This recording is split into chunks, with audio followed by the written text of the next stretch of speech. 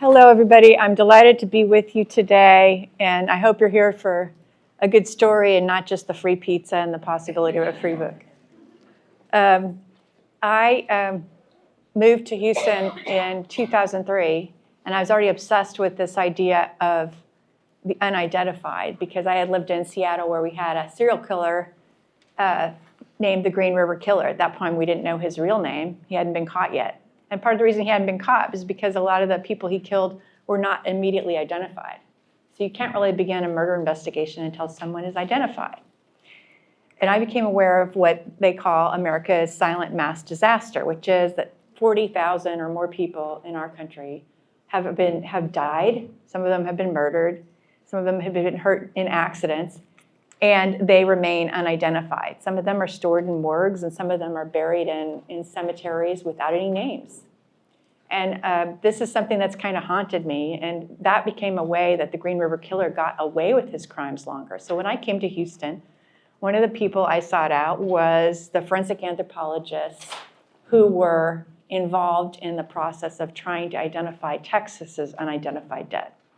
And I knew that Harris County, right where we are now, had a huge number of unidentified dead. There's over 400, one of the biggest in the country.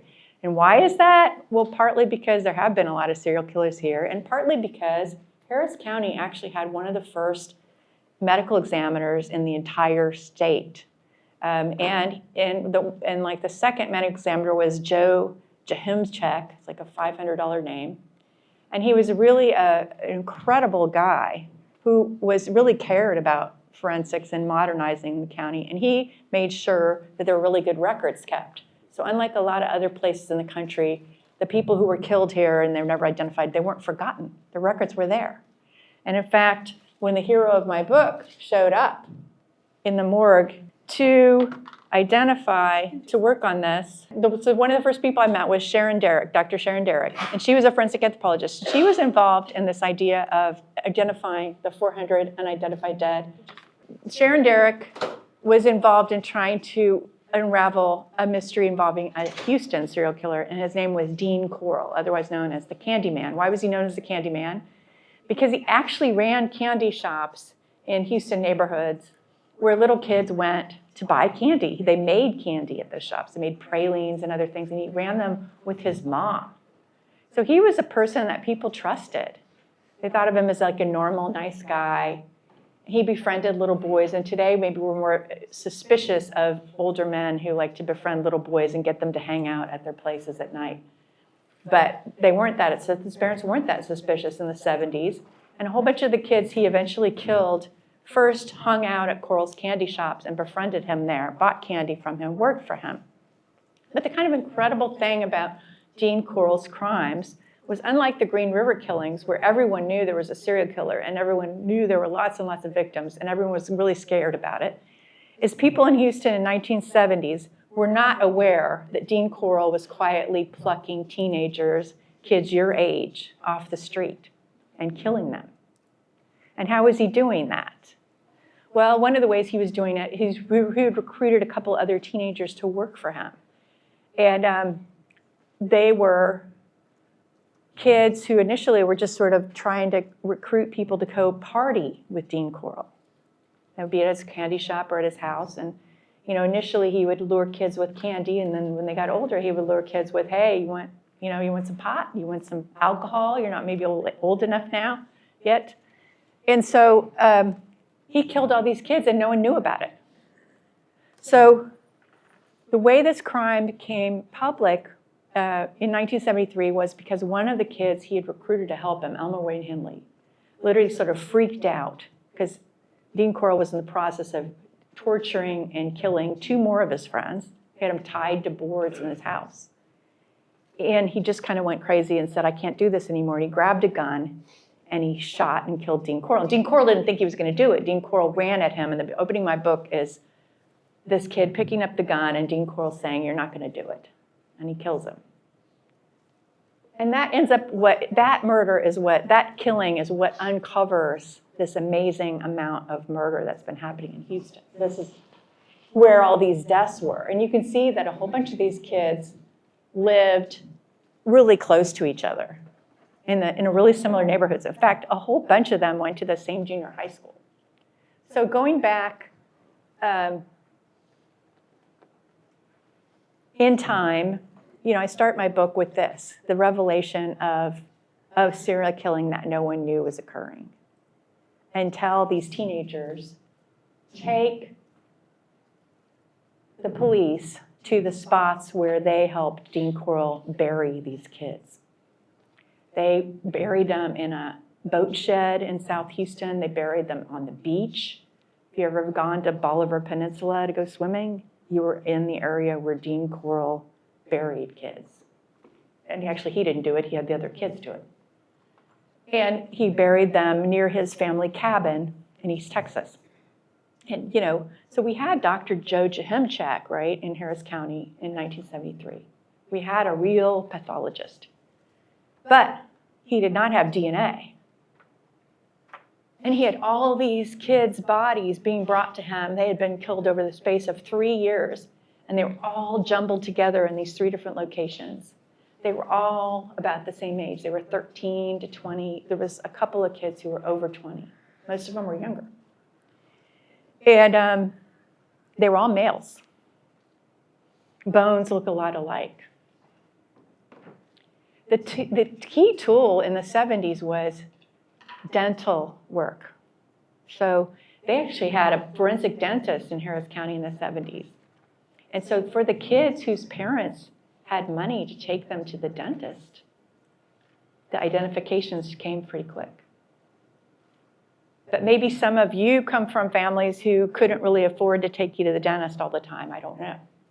There definitely were some families like that who had no dental records. Sharon Derrick, the hero of my book, comes to Houston, and she grew up with this story, this horrifying story. She lived in Austin as a teenager. She went to UT. And she read about this, like in the newspaper, like you might read about the burials, the women being found in the bayou, and we still don't know what's really going on there. They're saying it's just different people being dumped there, and probably it is, but it could be a serial killer. She read about this. She read about these discoveries of these bodies, and she was a kid herself, and she was really amazed by it and freaked out. And it was the same time that Charles Manson was killing people in California, and this idea of the serial killer was kind of new. And so she, instead of being totally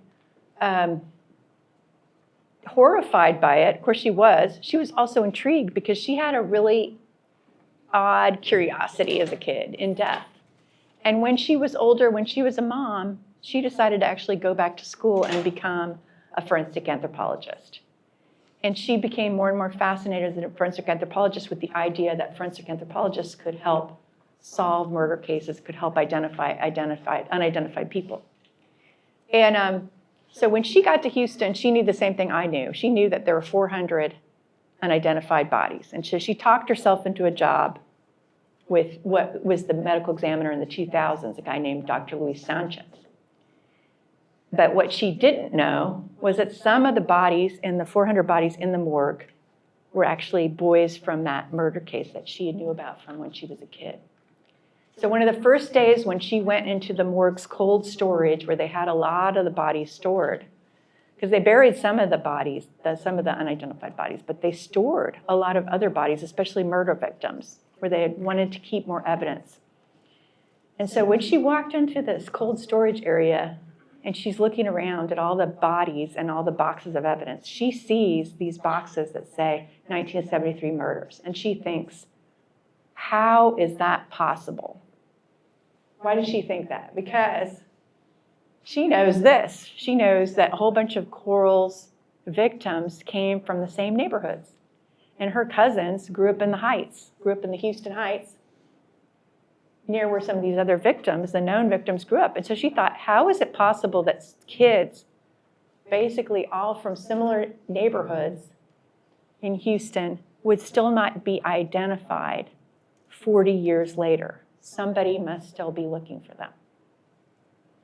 And so that's where I decided to pick up my book. I met her, and I learned about her kind of quest which really became over time sort of an obsession to figure out who these kids were. And we had news stories in the Houston Chronicle, I was working at the Houston Chronicle at the time, about her discoveries. Because she started about a year after she got the first box of bones out of the cold storage unit, she started making identifications. And at first she thought there were just 3 unidentified, but then she realized there were like 8. Like as many as a third of the victims were either not identified at all or had been identified incorrectly. And as she makes these identifications, and I'm talking to her about all sorts of things, the way reporters do, we talk to our sources, get ideas. I find out that some of what she's finding out about the case from the new identifications is unlocking new information about Dean Corll. Because if you think about it, there never was any murder investigation of this case. Why? Well, it's solved. The killer is dead, right? Dean Corll is dead. Dean Corll is killed by his accomplice. Not even 3 months, but even while they're still looking for bodies, they charge the 2 teenagers as his accomplices. Both of them go to prison. Case closed. But when you look at the discovery Sharon makes, you find out some things that are pretty incredible about the case and about Houston that don't fit with what the police said. The police just said, Corll is a monster. Corll did this as sex crimes. And there are only 27 victims. And that's all they said. And they also said the parents are responsible for not watching out for their kids. It's not our fault that we didn't notice that all these kids were missing from the same neighborhoods. That's not our fault. So the identifications, this book is a story of her scientific quest. So you got science in there, but you also have a kind of what I call an upside down mystery, where I'm trying to tell you about these kids, how they lived, how they died, but also why their lives were important and what these crimes say about our society and about the things we care about and we don't care about. Why is it that so many people in our society are unidentified? Why are there 40,000 people who are unidentified? Why were these boys unidentified? So the book's, you could call it a true crime book, and it is, but it's also a book about what we value and what we don't. It's a book about, to me, about human rights, and that's where it intersects with my other interests you were hearing about. As an investigative reporter, I care about human rights. So Sharon makes her first discovery, and her first discovery is Randy. This is Randy Harvey. So you can pass him around. Look at him. He was a kid like you guys from Houston. He definitely had never been to the dentist. His mom was divorced, and he lived with his little sister in the second floor of a house in the Heights. It was a painted bright pink. And Randy had a job to help his mom out. So he rode his bike regularly to his job. And I went to his house where he lived, and I asked a bunch of people who'd grown up in the Heights, I said, if you were going from here to a gas station on Ella, which way would you have gone? And they said, well, back in the 70s, there were bayou trails, and you wouldn't want to ride on Shepherd. That was really super dangerous. So you would have gone over and ridden up on the bayou trails. So I write about Randy, how the day he disappeared, he had on his uniform. They made him wear this really thick uniform. You know how they make you wear those horrible uniforms with minimum wage jobs, right? You guys know that. So bad one, long sleeves, and he also had to wear boots. And he was riding his bikes with that stuff. And it was, Houston, really horribly hot. It was March.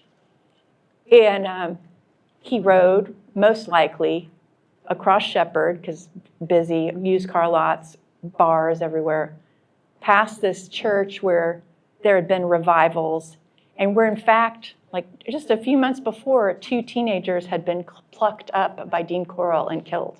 But Randy didn't know that. They went to Spring Branch schools, and he did not know them. But there had been posters in his neighborhood about those missing boys. And he did not make it to the gas station. He got snatched on his way to the gas station. So why didn't Randy get identified? One of the things Sharon Derrick found, and why she identified Randy first, is that Randy had friends. Randy's friends had called and said, Randy's missing, and we think Randy was killed by Dean Corll. His name was in the documents. His mom had reported him missing. It was just a one-page missing persons report, and it said what he'd been wearing. It said he'd been missing on the way to the gas station. And Sharon looked at the clothes that were with this boy. He was one of the few boys found with his clothing. He likely fought for his life. And they didn't have time to torture him. So she saw what looked like a uniform jacket and heavy boots. And she thought, maybe it's him. So she did her analysis of the body. And one thing she found in the old autopsy report was that they had assumed that these bones that she found with that jacket were of an older boy, like an 18-year-old, because Randy was really tall. Randy was over 6 feet tall at age 15. But she used she had databases and all kinds of scientific advances, because she had a lot more tools than those dental records, right? She could use DNA. She could use all these databases that have been created by people doing research at places called body farms and body ranches, where they study bones and how they change over time and how they can look after years, and how they compare to other people of the same age. And so she was able to make better estimates about Randy, about those bones. And she thought, no, you know what? These bones are likely of a younger boy. These bones could be of a boy of 14 to 17. She thought that there was clear signs that this boy had not finished growing, and that his teeth corresponded to more of a younger kid and not to a younger man. So that was a great clue. And then the other thing she noticed was that the size of his waist, she couldn't tell that from the skeleton, but the belt that was with the body was a 30-inch belt. It's a real skinny boy. And the information about Randy in the report showed that he had been a skinny kid. So then she thinks, okay, I'm going to solve this one really fast. But the problem is, you can't use DNA unless you have DNA reference samples, right? So you can't even use this great new tool we have for identifications unless you think you know who it is already. Well, that's kind of tricky, right? So she luckily did think it was Randy, right? She thought Randy's a really good prospect based on all the information in the police report and in the autopsy and the friends who'd called. And there was also a message in there, in the records, from a sister. Randy's sister had called. His 14-year-old sister, 15-year-old sister, by the time his body was found, had called the office. They didn't have a home phone, so she had gone to a local business in the Heights and used a payphone and said, you know, I think you have my brother. And Sharon thought, oh my God, all I have to do is find Lenore Harvey, right? How hard can that be, right? So she looks and looks, and she finds every obituary with the last name Harvey, and she finds all sorts of other records, and she can't find Lenore anywhere. So she just sort of starts obsessively calling everyone she can think of who might be associated with anyone named Harvey, any of his relatives. She finds that his mother has died. His mother was already dead. She found his mother, but she was dead. And then she gets a call one day from all these messages she's left, and somebody says, oh, I know how you can reach Lenore Harvey. She uses the name Rusty McNeil. So that gives you an idea of how hard it can be to find a missing person. And people move, people change names. And Randy's sister was Rusty McNeil. But when they came into the office, Lenore and her other sister, Randy had 2 living sisters, they came into the office to look at the evidence that Sharon Derrick had gathered and to give their own DNA samples. They looked at the clothing and they said, this is the jacket that they made Randy wear. These are his bell-bottom jeans. This is the t-shirt he had with the peace sign. This is the right size boots. And there was a kind of a curious thing there. There was an orange comb, and they said, you know, we were really poor kids, and we each had plastic combs, and Randy's was orange. So at that point is when Sharon Derrick thinks, I have made a difference in somebody's life. I have made my first identification. The rest of them are going to be really quick. No such luck, right? But that's the beginning of the journey of the identifications and the beginning of a little bit of the answers about why some of these boys weren't identified. Why? Well, he was from a poor family, didn't even have a phone. He only had a mom. Another person in the morgue told me, at that time, she was one of the only women working in the morgue, Pat Paul. She was a secretary because that was the only job you could get as a woman. She said, well, when moms called, they really didn't get too much attention. The kids with dad, they were going to get identified easier.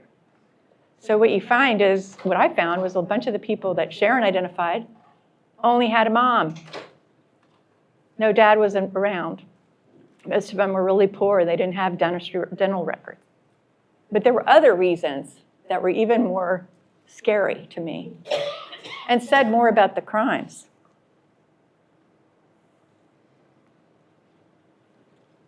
The really important thing to me about this book was that these IDs gave family answers. And this is kind of a spoiler alert. I'm not going to tell you everything that's in the book because there's a lot of interesting stuff in the book, and I want you to read it. Or you can listen to the audio version, which is really good. The audio narrator is great. So if you have to do a lot of driving to get to Kingwood, that's another good option. But I'll give you a little bit of a story about that boy right there. And I do not have his photo to pass around because that is Danny Falcon, and I gave that portrait, which I had drawn by a friend of mine who's an artist, to his family because they have no pictures of him. They have nothing. So Danny had moved to Houston from Corpus Christi. He was 17 years old. And he unfortunately lived near a friend of Dean Corll's. We don't know how they got him. There is a story that David Brooks, one of Dean Corll's accomplices, tells of a boy who fought with Dean Corll and tried to get away. He was Hispanic, and there's only 2 known Hispanic victims, and that description that David gave of the year didn't match the other 2. It might have been Donnie. But all we know about Donnie is that part of his body was found in the boat shed with all the others. So if you watch true crime today and you see crime scenes on TV, you would think when there was a bunch of bodies found in a boat shed, they surely would have put a perimeter around it and they would have methodically searched it, right? By grid or something like that, right? Isn't that what you would think? Yes or no? Yes. Yeah, okay. Don't be scared of me. I'd love to hear your questions soon, okay? But when you looked at the records, no such thing happened. They went to that shed. The ME's office didn't have personnel to go to crime scenes on a routine basis, so their person went for a few minutes and then left. They did not have someone there excavating or overseeing the recovery of the bodies. They had to be out going to all the other murders that were occurring all over Houston and all the other deaths. They had one person. So the homicide division from HPD was none too happy that they had missed almost 30 murder cases in their jurisdiction. And they were embarrassed too because Dean Corll had been killed in Pasadena. So Pasadena police actually solved this crime. They're the ones who got Elmer Wayne Henley to tell them what had happened. They're the ones who went to Houston to look for the bodies. So HPD is doubly embarrassed. They call in a bunch of prisoners from Harris County Jail, and they're the ones who dig up the bodies. So the pictures of where they dug up the bodies are just crazy. It looks like a cartoon. There's no scale, there's no I wish I should have had a slide of that one.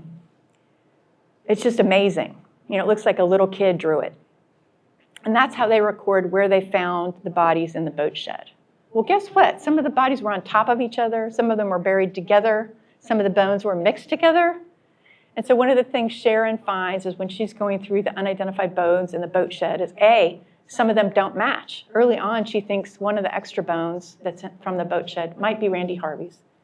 And she has the DNA run because he's missing some of his bones. Because they pulled the skeletons out of the ground without paying attention to whether they got all the ribs or all the feet or all the bones or all the, there was bones left.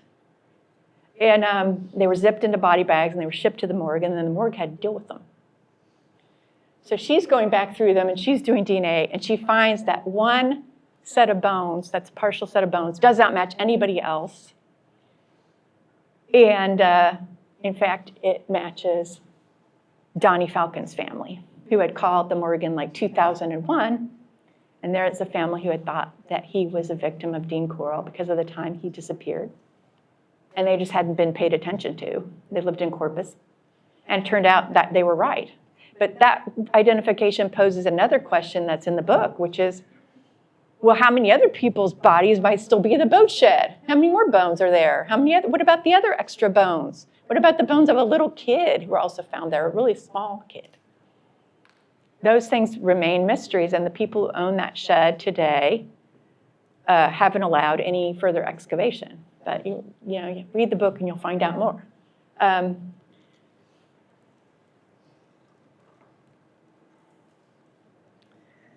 So, my message to you is the reason I wrote this book and the reason I want you to read it is the lives of the missing matter. The lives of these boys matter, and what you read is not only her discoveries, but it's also about these kids. It's about their lives. I interviewed their best friends. I interviewed their former girlfriends. I try as much as I can to bring them back to life so you know who they were and why they deserved to have their identities, why their families deserved their answers. Those were hard interviews to do, but you know what? A lot of those people had never been talked to by anybody, never had a chance to really mourn their friends at the time, had felt their police had forsaken their friends, had failed their friends, and they wanted to share their stories. And they wanted to also tell secrets about Dean Corll. And one of the secrets they told me about Dean Corll is Dean Corll was involved in organized crime. Dean Corll was not only a pedophile and a violent serial killer, he was also involved in profiting off of these activities. He was part of a group of people who sold photos and video of children internationally. And that had always been covered up. And so that is also in the book. And I think that's one of the other reasons why this story is really important, because we know a lot more about that kind of activity today. We know about Jeffrey Epstein. And we know how much our society kind of looked the other way when clients of those people were important or rich. And I think that's also what happened in the 70s. And 11 of the victims had their photos found in a cache of which was one of the biggest porn busts in the 70s in Houston, 11 of the known victims. And that had always been sort of not talked about. I talked to a lot of reporters and people who covered this case, and they had no memory of Dean Corll being part of that. There was just no investigation of it.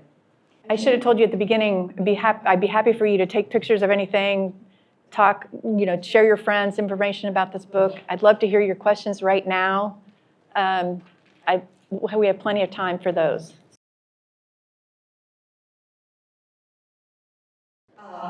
I've started your book. It's excellent. It's very captivating. One of the questions I have is with the accomplices. I understand they were quite young, and they were drawn in because of the alcohol and marijuana use that they could participate in, but why in the world would they continue with this man when they knew what he was doing? I understand that they didn't have fathers, they didn't have much of a family life. I'm sure that was part of it, but was the psychology of these accomplices ever studied? And is that in your book? It's not so much in my book, but I did talk to people about that. My book was more about the victims than the killers, but I think it's really important to know, today we know a lot more about how pedophiles groom children, and particularly David Brooks, who was the older of the two kids, just by a few months, really. He met Dean Corll when he was 10 years old. Dean Corll's candy shop was near his grandmother's house. And so it was kind of became a refuge for him. His parents split up. His mom moved to Beaumont, and his dad remarried and stayed in Houston, and neither one of them really wanted him. And so he ended up sort of living with Dean Corll because he kind of had nowhere else to go. He learned that Dean Corll was doing these things over time slowly by seeing things he didn't understand as a kid. That was his version of events. And I think when he realized what Dean Corll was doing, I think he realized that there was no way out for him, that he would be viewed as a killer no matter what. So he kind of was like a captive participant. Now, he made efforts to get away from Corll towards the end, but not very sufficient. He always claimed that he did not actively participate in the murders, but he buried plenty of people, and he knew exactly who had been killed. Many of the kids he knew. He knew Randy Harvey.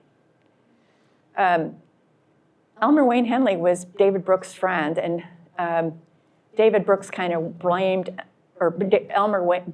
David for getting him into it. Elmer liked how David Brooks had a nice car that he'd gotten from Dean Corll, and he wanted to in on the action. Dean Corll was not only offering parties and things like that, he was also a fence. He was offering money to kids for getting their photos taken. So for some kids, he became a way to get money.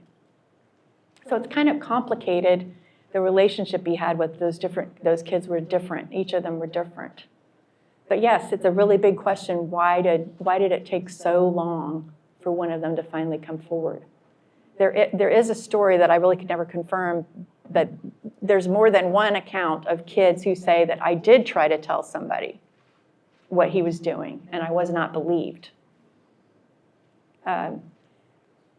Now, the accomplices, as far as I know, did not. But each of them, in turn, had been threatened by Corll and tied to the torture board. I've not gone into the gruesome details of what he did to kids, but part of it involved tying them to specially made board that he invented. And each of them had been tied there and left there and in fear of their lives and then released. You know, so I'm sure they feared him. That's complicated, though. Yeah. Is it safe to assume that he was raping some of these boys? Absolutely. He was a sexual predator. And that was part of the issue with identifications, too, and I get into it in the book, is that he was a sexual predator. He was raping these kids. And so, I mean, even today, obviously, a lot of people don't want to come forward if they're victims of rape. Even fewer male victims of rape come forward. So kids who survived whatever he did to them were very unlikely to come forward. You're going to see a couple of stories in my book of people who got away from him, but a lot of them just didn't talk about it. And families, some of the families were afraid to come forward to have their kids identified, and you'll learn this too, that one of them was a police officer's son, and I think it's pretty clear that his father did not want to come forward because he didn't want his son to be publicly identified as a rape victim and murder victim. So he allowed his son, who he knew Dean Corll, to remain unidentified in the morgue for decades. Hi, I'm Sherry, and I teach English here. And I haven't read your book yet, but I've read about it. And I read that Truman Capote began the research for this.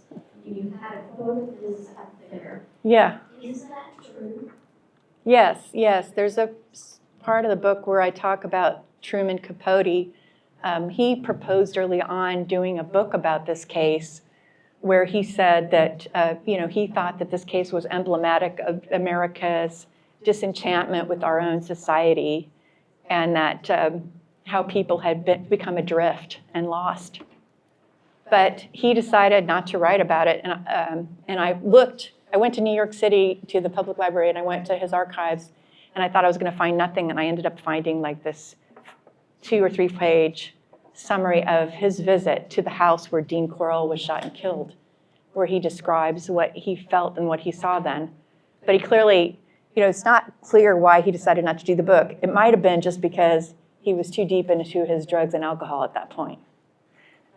We had some other questions. You'll have to tell this younger generation who Truman Capote is. Truman Capote is considered the father of American true crime, and he wrote a book that's kind of an amazing book called In Cold Blood, about two men who killed a whole entire family in a Kansas farm. And that is still one of the best movies I think there is. It's scary as hell. But anyway, he also wrote Breakfast at Tiffany's and many other books. He's a great writer and a great essayist, but he might have made up a lot of stuff that he pretended was true. Hi, so I appreciated listening to you talk. So I have a question for you in regards to police in general. So what is your opinion on investigations and the failure of police? Like a good example is like Larry Nassar, for example. Like they went through police, they went through the FBI, still failed. Or another example is like Jerry Sandusky, for example. It's like, do you think that there should be better parameters around the police investigation for like people who come forth? I just want to know your opinion on that. That's a great question. I mean, I have done a lot of investigations of police practices, but I've also worked with a lot of police who I think are really good people. And I think a lot of these kind of cases would never be solved if it wasn't for police who didn't care. So it's not like one way or the other, right? But this case, and one of the things I do in my book is I do a little time traveling, because we know what Houston's like now, right? We know Houston has a lot of progressive policies. And in fact, Houston is viewed as a model for many things, good and bad, right? But in 1973, we had a police chief named Chief Short, who was kind of proud of the fact that there was a person in his family who was an open member of the KKK. Did not hide it. He didn't care that there were white officers in his department, even though the department was integrated, who called their fellow officers the N-word. It was not prohibited until later. He was a proponent of segregation. He was a big fan of Alabama's governor, who was a huge segregationist. He didn't think schools should be integrated. He also, when there were some anti-war protests at Texas Southern, he deployed his department with weapons, and they fired on a student dorm. Okay, that doesn't sound like Houston, does it, right? But that's the police chief who was investigating these kids' disappearances. I don't know where Randy is. Where's Randy? Anybody have Randy? Is he back here with me? So Randy's back. Randy considered himself a hippie. That's the long hair of the 1970s. Okay? So people like Randy were targets for Chief Short. There's a good reason why a lot of these kids did not go to the police to talk about what was happening. They didn't trust the police. So that's a long answer to your question. So my question is that there has been a lot of, I don't know if sensitivity is the right word for serial killers, but whenever it comes to Dean Corll, in your book, do you highlight why he became who he is, or is it focusing only on the lives of the children and what they went through? It's focusing much more on the issue of identity and the victims, because I think in our society we don't actually remember the names of the victims. How many serial killer victims can you remember? How many serial killers can you remember? If you could remember more serial killers' names than victims, you're part of the problem. You know, if you read my book, I hope you remember Randy Harvey's name. And if you forget Dean Corll's name, I'm fine with it. But yeah, there is information about Dean Corll. No one is a monster, really. Everyone is made. There's not a heck of a lot of information about Corll in the public record. I did track down his cousin. I did write about his biography. There is some cryptic information that his father was kind of a sadist and might have tortured him, but there's no public record of that. There's just information that his mother shared, who was kind of a little bit crazy, about his dad punishing him when he was potty training. He certainly was gay in a time when it wasn't really great to be gay. It was hard. It was harder than now, right? I mean, he was he tried to be in the Army, and there's different versions of why he was discharged from the Army, but one of the versions that the DA at the time said was because he was gay. So he was certainly dealing with discrimination. At the same time, though, it's kind of interesting as I try to deal with the gay community's response to this crime, because there were certainly some victims who identified as gay. There were a lot that didn't. And there were some that probably hadn't decided yet, right? That was part of this crime, is that the gay community in Houston in 1973 was really trying to get civil rights going. They were trying to get members of the city council to listen to them. They were trying to end the bar raids of gay bars. They were trying to get rid of the so-called cross-dressing ordinance. It was illegal for women to wear jeans that zipped in the middle. I mean, this is like crazy times in Houston. That ordinance took a really long time to be repealed, the quote cross-dressing. So they were all involved in that, and they really didn't want anything to do with Dean Corll. When I looked for information about Dean Corll, there was very little information. But that meant also that kids that might have needed to be spoken up for, who were victims of the rape, were also not defended by that community. So I think it was the second to last slide where it had the victims' names and stuff. There were certain ones that were red. I was just curious if there was a reason as to why certain ones were red and others weren't.